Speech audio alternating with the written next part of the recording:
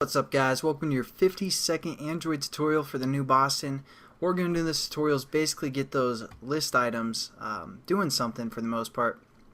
In the previous tutorial we set up our inflator, got our menu displaying on the screen when we press the menu button. Now we're actually going to let those list items do something. Basically, you kind of like set up the on-click listener, but we're going to use a different method. So I'm just going to minimize again this on create options menu here.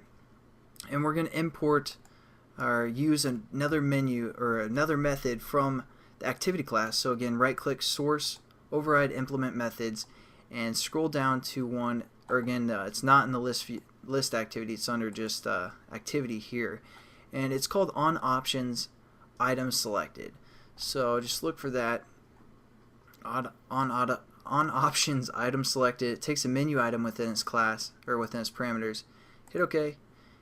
And it kind of sets it up for us as well. Again, we're just going to kind of gut it out for the most part. We aren't going to worry about sending it to the superclass. We're just going to delete this whole line of code right here and delete that. Now what we need to do is we need to kind of reference this item that's being passed in. Again, once one of these items are clicked within our on options menu, it's going to call this method for the most part. So what we want to do is check the case ID of which menu is selected.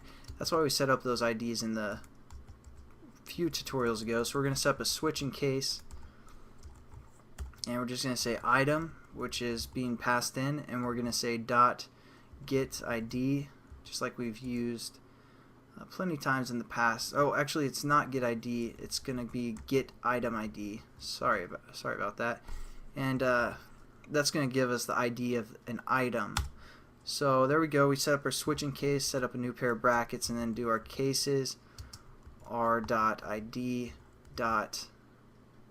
About us was one of them, and then we're going to say break and case r.id. What was the other one? Preferences. Whoops.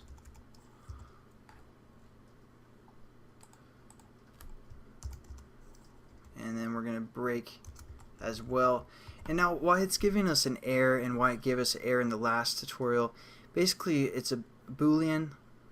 I don't know if I'm saying that right. I always say stuff wrong because I read in books and I never know if I'm pronouncing stuff right.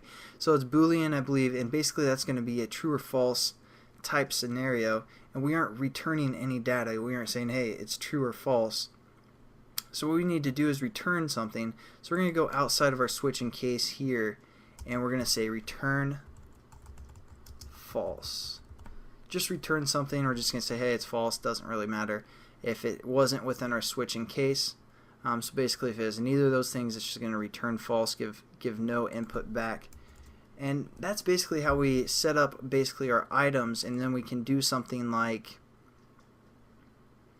well, I don't know if I want to do anything more in this tutorial. It's a pretty quick tutorial for the most part, but again, nothing too new. Just remember we set up a basically on create options menu, and then once that menu inflates, that's what we've done in the past tutorial, gives us two items which we set up in our items resource folder, or our menu resource folder.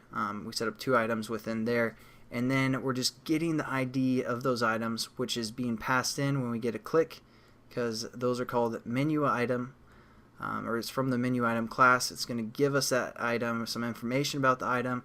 Then we're just going to pull some information from that item within our switch in case. We're just going to get the item ID, and then if it's the case of about us or the case of preferences, we do again whatever is within here. So it's a pretty quick tutorial, nothing too new for the most part besides just working with items within a menu. So hopefully you guys kind of relax. You're like, okay, we didn't do anything too new for the most part. You learned about a new method, and that's about it. So thanks again for watching, guys, and I'll catch you in the next tutorial. Have a good one.